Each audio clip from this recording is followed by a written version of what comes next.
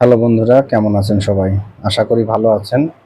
আজকে 2/9/2025 তারিখ একটি অভিজ্ঞতা আপনাদের সাথে শেয়ার করতে চাই। তো বিষয়টি হলো অনলাইনে পণ্য কেনাকাটার বিষয়। যারা অথেন্টিক ব্যবসা করে, যারা ব্যবসাটাকেই মূল লক্ষ্য হিসেবে ধরে রেখেছে, তারা অনলাইনে যখন পেজ খোলে তখন তাদের লোকেশন অ্যাড করা থাকে। কোন বিল্ডিংয়ের কোন এরিয়ার কোন বিল্ডিংয়ে কত নাম্বার শোরুমে তাদের দোকান বা অফিস আছে তার সমস্ত বিবরণ সেখানে দেওয়া থাকে। আর যারা চাটুকাদার তাদের একটা জাস্ট নামে মাত্র পেজ থাকে। অনলাইন ব্যবসা যেমন সহজ করেছে আপনাদের জীবনযাত্রাকে, ঠিক সেই রকমভাবে প্রতারকদের জন্য করেছে একটা উন্মুক্ত দুয়ার প্রতারণার। আজকের বাস্তব যে ঘটনাটা, দিনাজপুর জেলার ফুলবাড়ি থেকে আমাকে ফোন করেছেন বেশ কয়েকবার। আমি তাকে চেষ্টা করেছি আইনগতভাবে যতটুকু সহযোগিতা করার ফোনে আমি করেছি, কারণ পুরো বাংলাদেশের সমস্ত জায়গায় আমাকে সার্ভিস দেওয়া একার পক্ষে সম্ভব নয়।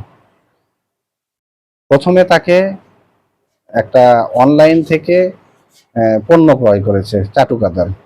আমার চেহারাটা কিন্তু কালো, কিন্তু এই মোবাইলের কারণে আমাকে ফর্সা দেখাচ্ছে, সুন্দর দেখাচ্ছে। এইভাবেই বিভিন্ন দামি ক্যামেরায় পণ্যগুলোকে তুলে এডিটিংয়ের মাধ্যমে সুন্দর করে পোস্ট করতেছে। যেখানে একটা জিনিস দেখে, নিজে দেখে হাত দিয়ে ধরে কিনতে গিয়ে হেজিটেশনে ভুগতে হয়, সেখানে আপনি অনলাইনে শুধুমাত্র একটা ছবি দেখে আপনি ক্রয় করছেন। তারপরেও যদি সেটা হতো কোনো ভেরিফাইড, যদি কোনো বিশ্বস্ত প্রতিষ্ঠানের কোনো পেজ থেকে কিনতেন, সেটা ধরে নেওয়া যায়, মেনে নেওয়া যায়। কিন্তু আপনি যার কোনো ভ্যালু নাই, যার কোনো অনুমতি নাই ব্যবসার, সেই সমস্ত একটা পেজ থেকে আপনি অনলাইনে পণ্য ক্রয় করতেছেন।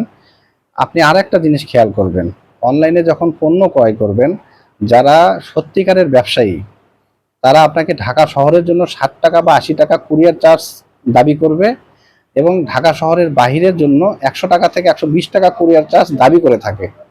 কিন্তু যারা প্রতারক, তারা আপনাকে প্রথমেই একটা 1-1.5 হাজার টাকা 2,000 টাকার একটা টার্গেট দেবে যে এই টাকাটা পেমেন্ট করেন, তারপরে আমরা কুরিয়ারে পণ্য বুক করতেছি। এরপরে দেখা যাবে তারা আবার একটা কারণ দেখিয়ে আপনার কাছে আরো 2,000, 2,500 বা 3,000 টাকা তারা দাবি করে বলবে।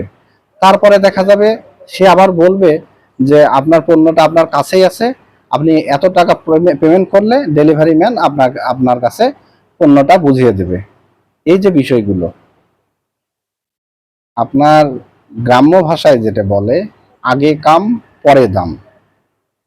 আগে কাজ করে নিয়ে পরে আপনি মূল্য পরিশোধ করতেছেন একজন শ্রমিকের, সেখানে অনলাইনে আপনি আগে টাকা দেওয়ার কোনো মানে হয়? এই সমস্ত কিছু আপনারা করিয়েন না। এই সমস্ত ব্যক্তিরা পুরোটাই প্রতারক। এদের পেজের কোনো আইডেন্টি নাই। এরা যে মোবাইলগুলো ব্যবহার করে, যে নাম্বারগুলো ব্যবহার করে, সমস্ত কিছুই ফেক।